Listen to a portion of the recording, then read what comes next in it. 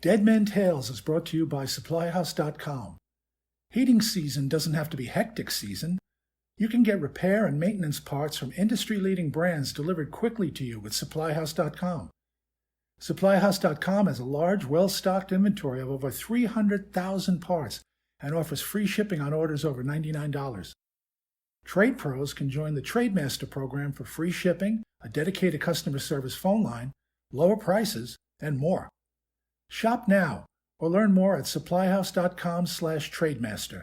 That's supplyhouse.com/trademaster. Make this heating season easy with supplyhouse.com. From heatinghelp.com, it's Dead Men Tales. I'm Dan Holohan. Advice sometimes comes unsolicited, like now. And other times it comes after you've asked for it, if you're lucky. Some advice has the power to change your life. Here's some advice that changed mine. Never say no. I went on my first big deal manufacturer's rep business trip in 1978, which had me all agog. We were attending a convention in Atlantic City, New Jersey, and the first casino had just opened. I felt like one of the big kids. I was having dinner with a bunch of people from the companies we represented, and sitting next to me was the president of one of those big companies. We were a few drinks into the dinner, and I asked him what advice he would give a person my age. Never say no, he said without hesitating. If you say no to your boss or to your customers, they'll go find someone who will say yes.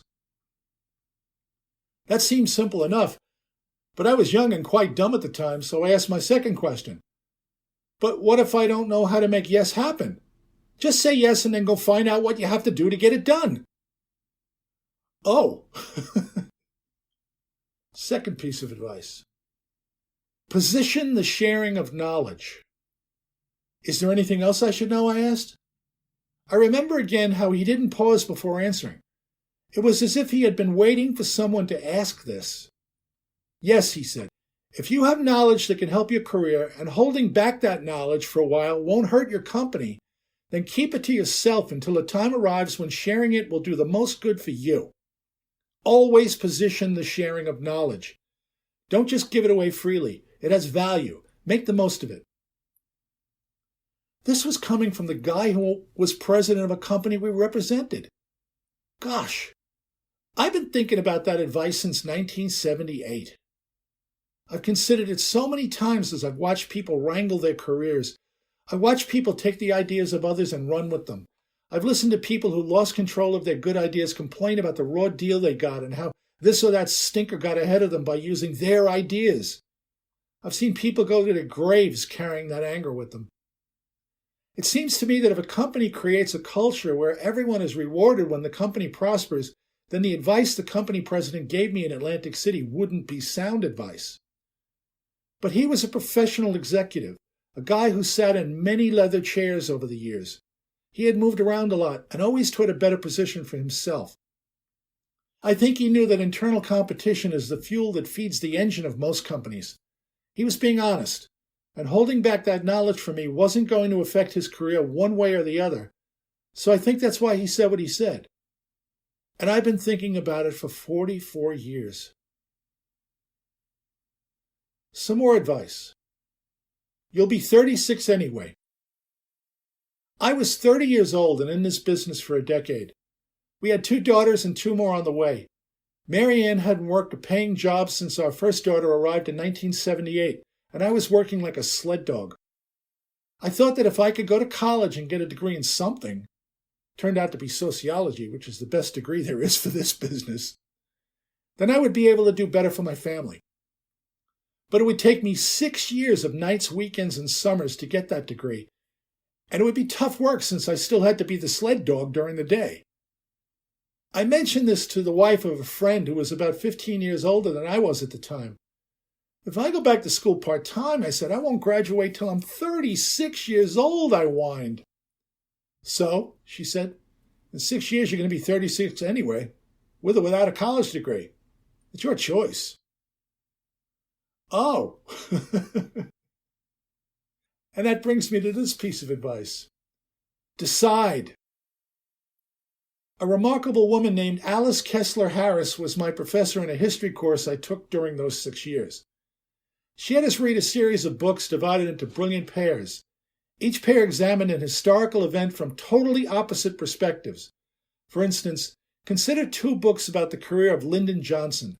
One is wildly supportive of the former president, the other is brutally critical. Both books are scholarly and absolutely convincing, and the reader comes away quite confused. Week after week, Professor Kessler Harris explained how the victors write the history, and the truth is as malleable as taffy. It all depends on one's perspective. I got it. My term paper was about the Cuban Missile Crisis. I spent weeks in the library researching and documenting. I wrote logically and methodically, presenting the case from all sides. I turned it in expecting an A. The paper came back to me with no grade, but there was a short note written in blood red ink at the top margin. It read, "No dice. See me." I made my case from all perspectives, I told Professor Kessler Harris. What's wrong? You didn't decide, she said. About what? I sputtered. About the truth, she said. But truth is as malleable as taffy. That's been the whole focus of this course. That's what you taught us. I believed you. That's what I've learned from reading all those books that come from issues at opposite poles. But what is your truth, Dan? What do you think? What have you decided after doing your research? A good citizen must be well educated, but a good citizen must also decide. You haven't.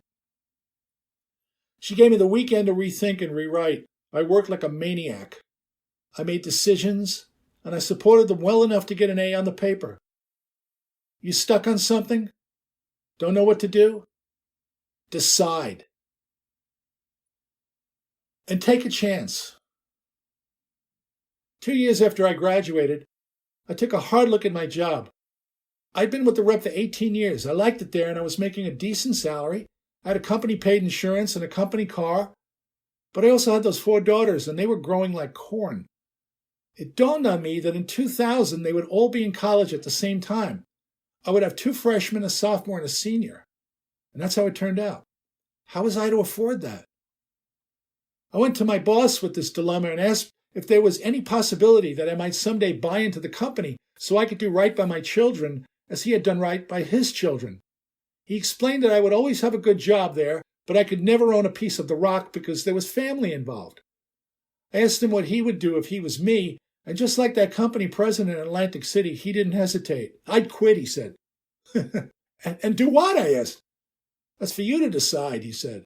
But I can tell you this, Dan, nothing is going to happen for you in life unless you're willing to take a chance. I decided. I said yes. And we arranged a time to leave that was right for both the company and for me. I gave 6 months' notice. We stayed friends. Nothing happens for you in life unless you're willing to take a chance. So true. Listen again next week. It will be my last Dead Men Tale for you. Thanks for being here. It means a lot.